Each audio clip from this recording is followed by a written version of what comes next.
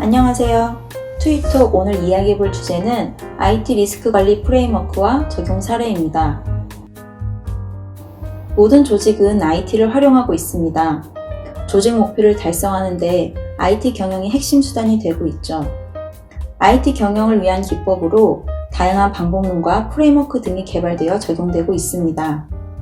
프로젝트 관리에는 PMBOK, 소프트웨어 개발은 CMM, IT 서비스 관리는 ITIL, 소프트웨어 테스팅에는 TMMI, 시스템 관리의 BCP, 내부 통제에서는 코소 프레임워크, 안정적인 IT 서비스를 제공하기 위한 SLA 등이 있습니다.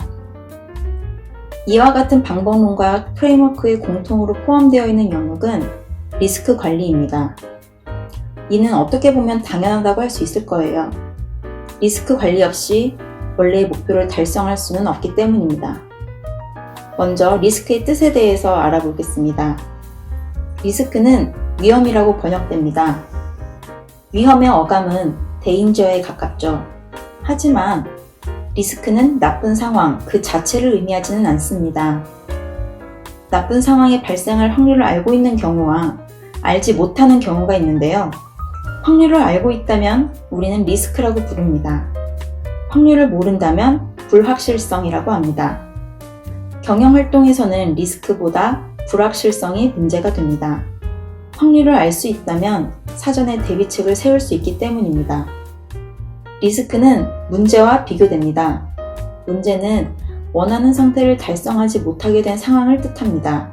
문제가 이미 발생해서 관리해야 되는 대상이라면 리스크는 아직 발생하지 않았지만 발생하면 문제가 될 수 있는 상황 또는 사건을 의미합니다.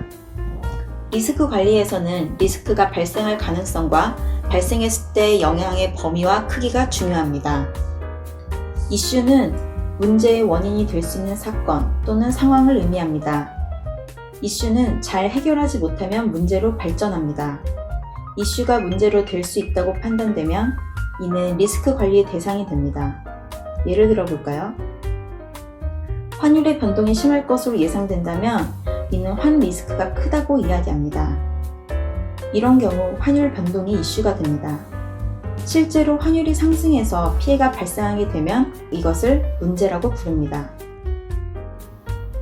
기업은 이슈를 파악해서 리스크를 측정하고 사전에 대비책을 준비하여 문제를 해결할 수 있어야 합니다. 모든 리스크가 문제가 되는 것은 아닙니다.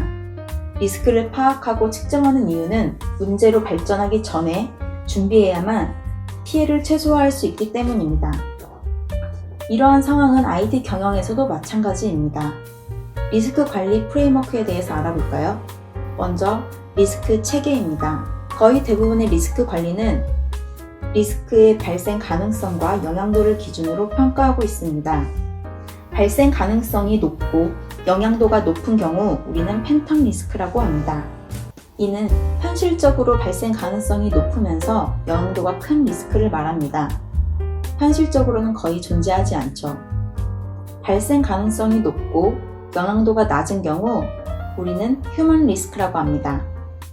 대부분 사람이 수행하는 업무에서 발생하는 리스크입니다.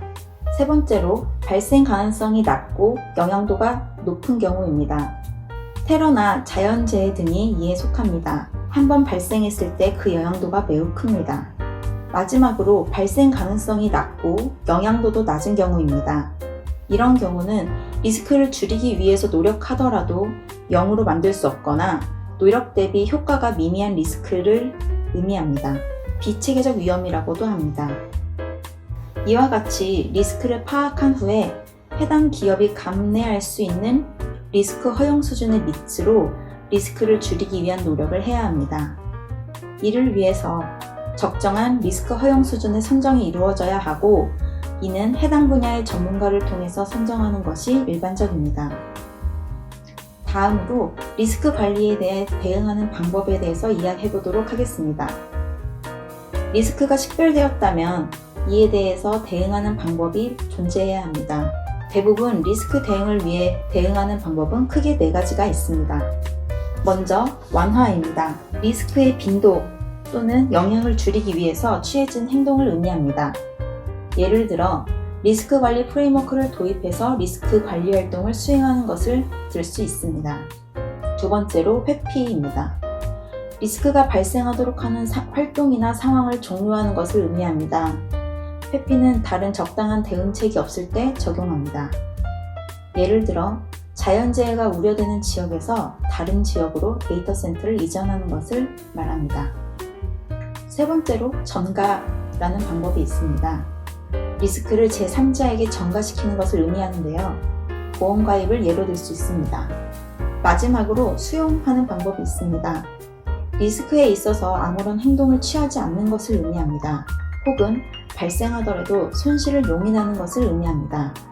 예를 들어 특정 리스크가 발생할 확률이 극도로 낮지만 매우 영향력이 크거나 경감하는 방법에 엄청난 비용이 들어서 경영진이 리스크를 수용하는 경우입니다. 세 번째로 리스크 관리 프로세스에 대해서 알아보도록 하겠습니다. 리스크 관리 프로세스는 식별, 분석, 대응, 모니터링 이러한 것들의 반복으로 이루어집니다.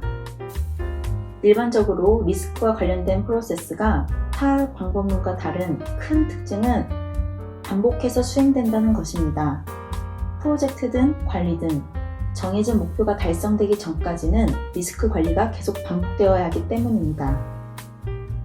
리스크에 대한 대응은 앞에서 언급했던 것과 같이 완화, 회피, 전가, 수용 이 네 가지로 분류할 수 있습니다. 리스크 관리에 있어 공통적으로 적용되는 기본 개념에 대해서 알아보았는데요. 구체적으로 어떻게 활용되는지 적용 사례 몇 가지를 간단히 살펴보겠습니다. 첫 번째 사례로 프로젝트 관리 분야의 리스크 관리 방법입니다. 프로젝트 관리 분야에서 가장 많이 쓰이는 관리 방법은 PMBOK라고 할 수 있습니다. PMBOK에서는 리스크 관리를 착수, 기획, 실행, 감시, 통제, 종료 이와 같은 프로세스로 관리하고 있습니다. 앞에서 언급했던 프로젝트 관리 기법과 다른 것은 위험 분석을 정량적 분석과 정성적 분석으로 프로세스를 분리해서 관리하고 있다는 것입니다.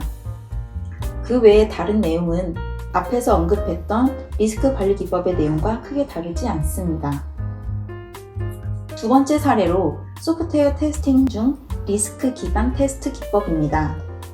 리스크 기반 테스트 기법은 리스크를 정량적으로 판단하여 우선순위가 높은 부분에 주어진 테스팅 자원을 집중적으로 투자하는 테스팅 전략을 말합니다. 이 테스팅 기법은 한정된 자원과 시간의 한계를 극복하기 위해서 최단 시간 내에 최대의 효과를 보기 위해서 수행하는 기법입니다. 테스트를 수행해야 하는 대상을 리스크 관점에서 영향도와 발생 가능성을 기준으로 분류하여 소프트웨어 제품의 전략에 따라서 테스트의 방법을 달리할 수 있습니다. 로우 레벨 테스트 기법은 개발 테스트 관점으로 기술적 리스크를 중점적으로 다루며 구조 기반의 테스트 기법에 주로 사용됩니다.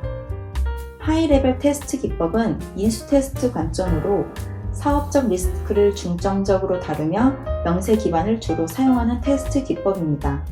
앞에서 살펴본 것처럼 리스크를 바라보는 관점과 대응 방법에 대한 기본적인 골격을 이해한 후에 각각의 세부 분야에 적용한다면 좀 더 세밀하고 체계적인 관리 기법을 도출할 수 있을 것입니다. 지금까지 IT 리스크 관리 프레임워크와 적용 사례에 대해서 알아보았습니다.